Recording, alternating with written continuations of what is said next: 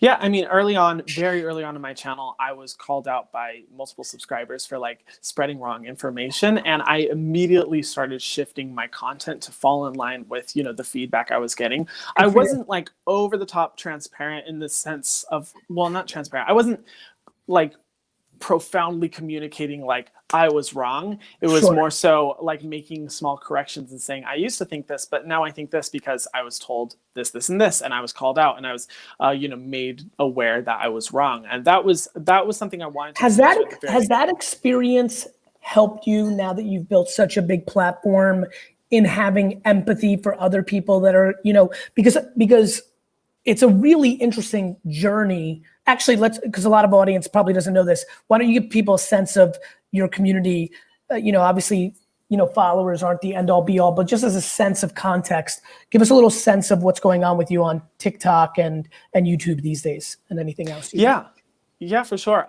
So skincare has become a lot more popular, and because of that, I've been able to grow quite rapidly on YouTube. In December or around the end of last year, I hit 100,000 followers on YouTube, and I'm now at 3.75, 3.8 million, somewhere around there. And TikTok, I started posting in March, and now at 6.5 million Do you believe on that TikTok. TikTok? Do you believe your hyper growth on TikTok led to the explosion of YouTube subscribers? Funny enough, I think it was partial because I was already at, I think, somewhere around like almost 2 million subscribers when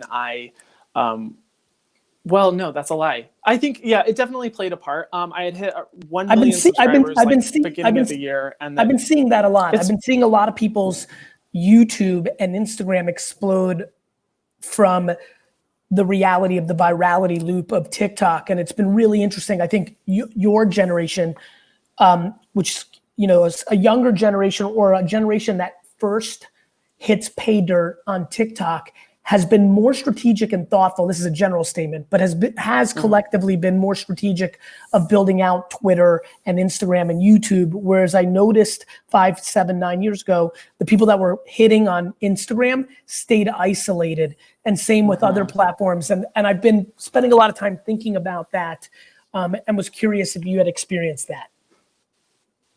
I mean, yeah, the benefit and the whole reason why I was initially attracted to TikTok was just the extreme virality that can come so rapidly. And I will say on YouTube, that's where I got my first spurt of growth. Hitting 100,000 at the end of the year, and then in like February or March, hitting 1 million on Did that YouTube happen? was pretty rapid growth for That's me. insane. Did that happen on the back of 1 or 2 Crazy. videos, or was it just consistent?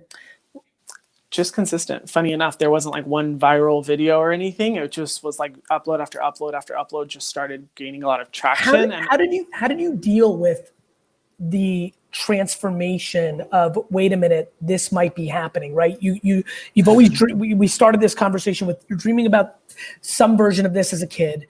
You're in December, you had 100,000, which is not even a year ago, which is remarkable, but a very big different place than where you are today as you and I speak. So what is starting to go through your mind in January and February, in early March, let's say right before COVID, because that probably obviously added new realities into your mind. yeah. But like, when let's just try to pick on Valentine's Day. Are you looking in the mirror and saying, oh shit, it's happening? Because when you have that kind of sustained growth, you definitely feel it. You can sense something's happening. Was that a challenge? Was that unbelievably exciting? Like, how did you quantify that first quarter of this year where you're like, oh shit, this is happening? Yeah, I mean, it was mostly unbelievably exciting. Thankfully, I really didn't feel any pressure or any like anxiety about it. It was more so just standing back in amazement. I definitely was a little bit more strategic in the content that I was creating, obviously seeing what was working and saying, okay, I'm going to start replicating that strategy. One of the things that really exploded was my reaction videos. So I just started doing those, which has really sustained my growth. But thankfully, I didn't feel any like Define reaction videos for everybody in the audience. Yeah. So I do videos on my channel called Specialist Reacts, where I react to, people doing terrible things to their face, or celebrity skincare routines, or TikTok crazy skincare videos, just different things. And I think I always make sure to capture my genuine reactions, and people, I think, gravitate towards that kind of like humor, entertainment, also paired with helpful skincare information.